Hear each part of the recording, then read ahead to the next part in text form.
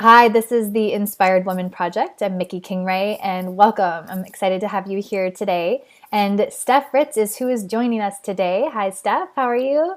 I'm good. Hi. Thanks for having me, Nikki. Hi, welcome. I'm so excited to have you here and to be able to share some of your wisdom and goodness with all of us. And so just so everybody knows, so Steph is her business is called Voice Your Passions. As I then begin to lose mine, Voice Your Passions. Okay, hold on. Okay, I will edit that up. Okay. So this is Steph Ritz, and her business is called Voice Your Passions. And she also does Write Your Book in Paradise, which sounds so fantastic, and I can't wait to learn more about that. So Steph, welcome. And I would love to start out with hearing more about what is it that brought you into this work? Like let's go back with your story and kind of what is it that brought you into this space? Yeah, so I really think of myself as an accidental entrepreneur. No doubt, I did not set out to be on this path. Yeah. However, when I took on both of my parents' dying wishes, my life's Mm, perspective changed really quickly. wow. My stepdad was a famous artist, and he passed away trying to get his autobiography published. And my Mm, mom took on that, but she ended up passing away 2 years later from wow. cancer. So I took over the family business as well, dealing with the estate and taking care of everything. And within a month of her passing, negotiated a giant contract to not only Mm, publish his autobiography, but to create a biography to match and to build it into a wow. giant coffee table book to catalog everything he's made, to get the website to match and be ready, and preview articles and all the information to create an entire communication suite around what he did. And it sparked a career in being a ghostwriter and helping people voice their passions and taking your authentic self and putting it into your business. Mm, And so that's how I ended up on this path. When I transitioned online, I set out and I started making videos, and I met someone, and a business mentor, and she really opened my eyes into like how to put myself into a website format, and realized that I had already been copywriting for years and years at that point mm. for other friends and helping them with their stories and to share their ideas. And when I had the chance to meet her, it was like a week before she got married. And I was, so what do you do when you sit down with your business mentor? You're going to talk business, right? And Yeah.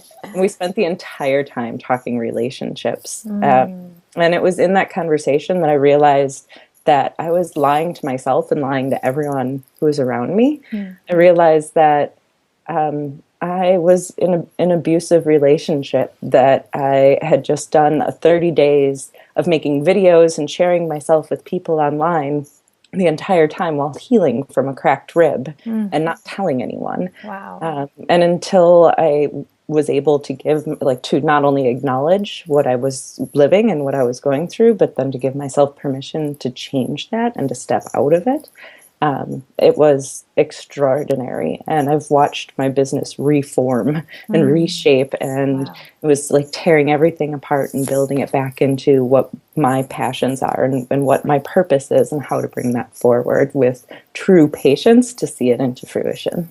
Wow. That's amazing. So I'm sorry about your parents too. Like that's right, something really traumatic that brings about something really beautiful of you being able to start to express yourself almost through expressing, so it started with expressing themselves and then bringing it back into expressing yourself. Was it part of that path then that was it part of that experience of like starting to open up to you voicing your trueness, your truth yourself, that allowed you to step away from that relationship, or was it the other way around? I think it was getting to the point where no matter how beautiful of a business you build, if you're not in alignment with your true self, that it can never grow past that. Yeah. So what I was finding was that my biggest limiter was nothing within my business. It had nothing to do with the network that was available to me, the clients, how I was doing my work. It was how I was showing up. Because in business, especially in writing, I mean, any business that you're in, Mm-hmm. you're going to be a writer. You're going to be sending emails and newsletters, blog posts, you're creating programs, you're constantly communicating. Yeah. And if you're not showing up as your best self, as the truth of who you can be, then, you know, who cares, right? And it reflects on other aspects and all the way through the business. Mm-hmm. And when you look at a business, the true differentiator is you. No matter what, I mean, there's 100 accountants, but why do you go to that one person? Mm-hmm. Yeah. And so that's the differentiator. And when I wasn't being myself, it was seen, and it was really, you know, you think you're hiding things, and you never really are. Yeah. It's interesting too. It's almost like there's a part where other people can sense it for sure if you're not in alignment, right?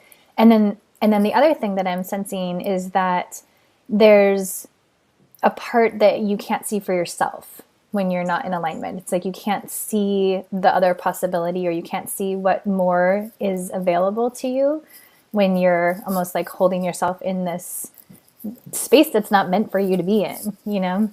Yeah, when I was 18, my grandma ended up having 3 strokes, and I became her caregiver. And though the person that I would sit next to and have conversations with was the woman that I'd always known, stress would shut her down. So whenever we'd go out, or family would come to visit, or we'd go to the doctor, and the doctor would be like, "Hey, so how's it going? What's going on?" She's like, "Everything's fine." I was like, "Well, Grandma, last week you were telling me your wrist was hurting and that you weren't sure of this medication." And so I really became her voice at a very young age. I spent 12 years being a caregiver for my grandma in Wisconsin.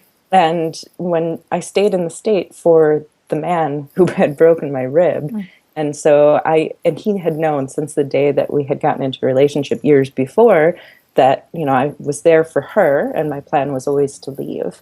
And then I didn't. And so I wasn't being true to myself, and I wasn't being true to my desires. And it showed up in many different ways. And when I left that relationship, it was almost like a curtain came down and the actors came out, and we could talk about the roles that we had played, because it's truly just a role that we're stepping into, and it's not who you really are. And able to take that forward into other aspects of our life. So I left, and I was like, woohoo, I'm free, left Wisconsin and moved to the Redwoods. Yes. Had always wanted to go to where the giant trees were that you could drive through. Yes. And so I decided to go, and it turns out that one of the ladies that was with me when I met my business mentor, actually the person who connected us, our friend Christina, she lives right where I was looking, where the ocean meets the redwoods. And I went and just spent a year and a half there. And shortly after I moved there, I went on a retreat, an equinox retreat, with a group of women. And I came home and created a 100-page outline of everything that I wanted to do in my business. Wow. And I've seen almost all of that implemented at this point. It's just like checking off a list. It was really shedding everything that didn't belong to me so I could step forward. And it was just amazing how much it opened who I was. So I did a year and a half sabbatical, and now I've come back to a city life, and I'm loving it. But I also built a way to be able to go back into the redwoods a couple times a year, and to bring others into that openness, and to really step out of the noise of your life and into the quiet of who you really are. I love that. Did you find that when you kind of shed the parts of you that were no longer true, that the parts of you that were true just kind of found their way forward, or did you have to kind of like go looking for them? It was almost in pieces. So it was easy, I sat down and created this 100-page outline, but I hadn't started implementing any of it for a couple of months later. And what I realized was that I was still in hiding. So where I had been cowering in my own house from the man that I shared it with, I was almost cowering within my own life, and I was hiding from being seen. And so last January, about just over a year ago, I set out and said that I am going to seek being seen.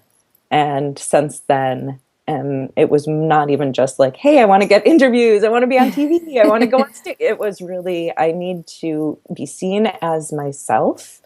And I need to not only, so I went to the Redwoods and really looked at it as learning to self-care and to self-love, where I'd given so much to my grandma as her caregiver for 12 years that when she passed away, she nearly took me with her. I ended up contracting two different illnesses from the hospital, shingles and C. diff, and it knocked out my immune system for a year and a half. So, when you can't leave your house, you can't do anything, there's a level of fear that is completely irrational. And even after I got my immune system back, some of those fears were like at a visceral cellular level within me from having been so traumatized in the past.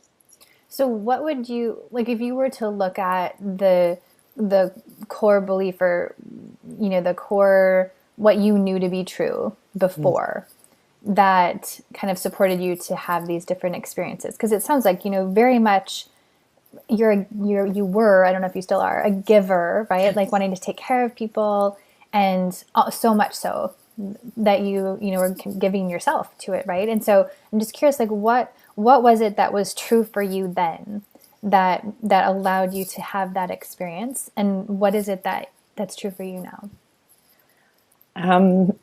So I grew up in a really political family. My grandma was a diplomat, and it carried forward through my parents. We were all activists. And the very short form of the long story is that my grandma participated in some of the first artificial inseminations that in the world, when it was completely anonymous. And so for my family has always stood for choice, not making it an issue of abortion, not making it anything, but truly choosing what's the best path for you, and in carrying that forward in all different aspects.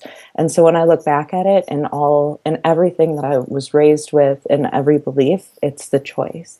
It's that, life has thrown me some pretty crazy things, but I've chosen to flow with it, or I've chosen to fight it. And whichever choice, it's always a choice. It's always a choice of how are you going to design what you want it to be. And I chose powerful. Happiness. Yeah, right. That's beautiful.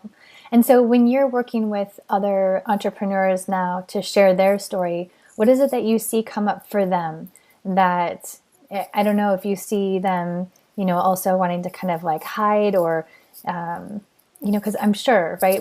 I know I have it, my clients have it, like all the stuff that comes up for you as you start to put yourself out there and be seen.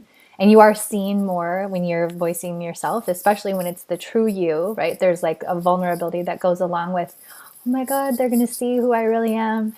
Are they going to like it? Whatever that might be. So I'm curious, what are the kinds of things that you see happening as your clients are moving into that space of really wanting to put their truth out into the world?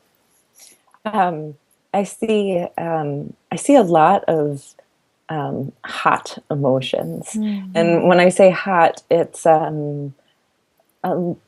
of, when you're putting yourself, your authentic self into your business and into a marketing context, that it's really hard to connect how your life experiences have really shaped where you've been and how you've gotten to where you are. And yet that's something that almost everyone within your tribe or your community wants to know is, well, how did you get there? Like, what did you do to get there? How can I do that too? And so one of the things that I ask often is, well, when did you rescue yourself? Like, when were you your own biggest hero? And what was it? What were those core pieces within you that needed to make that happen? And when that happens, when you start looking at like, oh my gosh, I really did that. Like, not only rescuing other people, but like, when did I actually show up for myself? I have a lot, there's anger that'll show up. There's a lot of tears. So I do a lot of typing through the tears, and sometimes those two pass within minutes, because it's almost like, talk therapy or writing therapy, because it's so scary to really be seen at this deep level. And yet usually it's the people who are already seeing that piece of you that they've connected onto and really want to be there. And when that happens, when that transition happens, when we've worked through it, or when the tears of the anger have subsided, it's automatically like, oh my gosh, I want to work with you again. Like, you get it, you see it. And then I watch their communities blow up. So one of my clients was talking to a couple hundred people every few months at trade shows.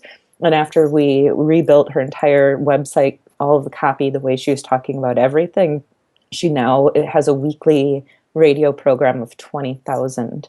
She reached out to her, a lady that she'd looked up to and admired for years, and said, "Hey, I'd love to be interviewed by your show." And the lady checked out her website and said, "Hey, I'm actually looking to retire. Would you like to take it over?" Oh my And gosh. so Wow. she absolutely, she just stepped straight into her dreams because all of a sudden she could communicate what was inside, and that she felt just, I mean, it's almost like handing you a key to unlock what's inside of your heart and to get that message and your story forward. That's beautiful. Yeah. That's so powerful. So tell me more about the experience that you've created where you get to go back to the redwoods every so often and bring people with you. I'm so curious. Yeah. So after I had been asked for a couple of years to facilitate retreats, I'm a certified educator, spent 18 years teacher, as well as being a caregiver. And it's through that actually got me to go on retreat in the first time, because people had been asking me to facilitate retreats. But when you're a caregiver, vacation doesn't really exist. Like, you don't get to go anywhere. And if you do, it's very brief, and it was always for business. And so I decided to go for it. I've been asked and asked, and I said, all right, so what is the ultimate design? And what I did is that I took the process. I've been writing a ghostwriter for millionaires and billionaires, and they'd fly me out, and for the first week of the project, we'd work all day, 5 days in a row, just nailing it down. And then I'd fly home so I could resume being a caregiver. And so I took what I did in those 5 days, and then did with multiple writers, and turned it into a 3-day retreat, keeping it on the equinox. So there's always a transition on that side, but built a way so you're outlining your book, but aside from just creating a book, this is a book for your business. So it really needs to position you. It needs to position your work, and you need to create a clear marketing plan. So books today, especially when they're for businesses and you're running an online platform, it's not just a book you're going to pick up, but, well, how does the book lead back to your website? And once they're at their website, how do you get them to pick up the book again? Because common knowledge, and the way it's always been, was never, ever get them to put down the book. Keep the page turning, right? And it's completely different methodology these days in how you're really using it comprehensively to support you and your business. And so often it's people who they hit a level in their business where they can't move forward. So I know that at one point, I was trading, dollars for hours, and there's only so many hours in the day, and I hit a wall, and I had to stop, and not only what I had done for my clients, to stop and do that for myself, and to be like, well, what is it? How is it that I've positioned myself into this space where there's such a high demand and there's not enough me? So how can I then leverage me, if that's the differentiator? And creating a retreat for somewhere where you can let go of everything, where you can step into paradise, whatever that may be. So I'm only planning them 6 months in advance. They're, twice a year. So spring and fall equinox. And whomever are the first people to financially commit, decide where paradise is, or help me decide where we're going to make paradise. So this next one is going to be in the Redwoods in Mendocino, at a giant reserve private retreat facility in March. And then there's another one coming up in September. And so far I've had a request for Oregon redwoods and hot tubs or hot springs. So that's where I'm at right now. You're coming closer this way. I like it. They're up north. So That's great. Really, paradise can be anywhere. Yeah. And so what's going to serve the best, and what's going to be the best for you in that setting. And that, though the redwoods were ideal for me, it might not always be ideal for everyone. And so I wanted to build in that flexibility to recreate paradise, because your passions are your paradise, right? And until you give voice, until you really show us what your paradise could look like, we can't truly understand the perspective that you're living. So it sounds like there's a strategy that's evolving for how people use a book in their business now. And I'm curious how much of it is the birthing of their story, and how much of it is the positioning? I know they all go together, but when you're doing this work with people, like, yeah, just tell me more about that part of it. Sure. So when you create a business, no matter whether incidental or purposeful, you create a persona around you. The way that you're perceived in social media or through the words that you're using online, when you're sending emails, there's even a different voice. So I was working with a woman who's planning on coming to the autumn retreat. And she realized, she's like, well, everyone lights up when I talk about what I'm doing, but I'm not getting any responses to my emails. And so we stopped and we sat down and we started looking at, well, what is it? And one of the things that I make every single client do is read out loud to themselves to be able to hear it. If it can't come off your tongue, then it shouldn't be coming out of your mouth. And if it shouldn't be coming out of your mouth, it shouldn't be out of your fingertips either. And it's made a big, big difference. And the other huge thing is that I get this, I am high and mighty, you need to listen to my business, except for that they forget that there's someone on the other side of the screen who's actually reading the words, or someone listening to the podcast. And you're talking to someone. There's always someone there. And though that someone might change, if you forget to put them or forget that you're talking to them, it changes. And so when I look at my own experiences and how my perspective has not only shaped my understanding of life, but it's helped me then give voice to so many other people, because we can only see what we see. We see what's in front of us, and yet someone else might be coming from a completely different perspective. I know I am someone who'd be thrilled to sit with a computer all day in my lap. However, my client on the other side might not be ready. So it's like, okay, so we're going to get up, we're going to take a 5-minute walk break, and we'll resume our call in a minute. And that's fine, but let's move. Or even in the way you use your words, like, have you ever seen when you pick up one of those little miniature dogs, you hold it over water and their legs start kicking right away, right? And it's hilarious. It's instinct though. So the minute that they drop, their head's going to stay above the water and they're off and floating, right?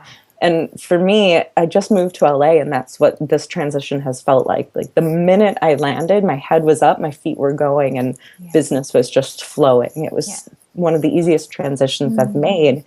And I couldn't have done it without my instincts having done so much to prepare me to get me here. And in that one example, you've felt it, or you've seen it, or you've experienced it, and you can almost feel it. And you forget that we've all had experiences. So if you can relate it, all of a sudden you've created an image of the understanding, not just the words, not just telling us, but actually showing us what it would be like. So is there you've given us lots of great little nuggets along the way. Are there any other tips or things that people can take away that can help them to start more powerfully telling their story? One of the biggest things that I would ask in writing is to not take tomorrow for granted, because you really don't ever know, and it's not something that you want to think about all the time, and it's not always a happy thought. But at least he had written his autobiography before he passed, and so we had it, so we could build off of it and could build the biography to match. At least my grandma had taken the time to share with me so I could share for her and bring her voice forward. And, it's hard because I look at people who are twice my age and spending time with their mothers for Christmas, thinking that they have all the years in the world. And I'm like, well, listen, you're already older than my mom when she passed away. And yet I feel like you're not acknowledging that it is a gift to have each day. And so what you need to say, what lives inside of you, that's what needs to come out. And if you take it to the grave, then who else, like how many people are you not serving by not stepping up? How many people are losing out on the special gifts and the uniqueness that you bring to this world just because you're afraid to share your own voice and to voice your own passion? Okay. Yes, that's so powerful. I love it. And, one of the things that I love in even just the little introduction thing that I have for you is turning what you're saying into what you meant to say. Like, I just love that so much. And it feels really powerful in that moment too, when you're talking about someone whose story, who is someone that's really important to you, or your own story, and having somebody kind of help pull out the words that are what you actually mean to say, so that it can come out in that powerful way, is just so beautiful. So I want to thank you so much for taking the time to share your story and all of your perspectives. And I love how your experiences have led you into doing this really purposeful work that you can tell just lights you up. And so thank you for sharing that with us. And if I'm sure there's people that are wanting to know, how can I find out about the Redwood experience, or how can I find out more about what you do? And where would you invite them? Yeah. So if you're interested in the retreat, if you're at the point where you're really ready to pour yourself into your business in a book format, you can go check out writeyourbookinparadise.com. And if you're looking for more one-on-one work or individual times, head to voiceyourpassions.com. And I'm absolutely here and available to and willing to have a conversation with you and to see how I could help or how you can help yourself. Beautiful. Thank you so much, Steph. It was so great to connect with you and hear your story. Have a great rest of your day.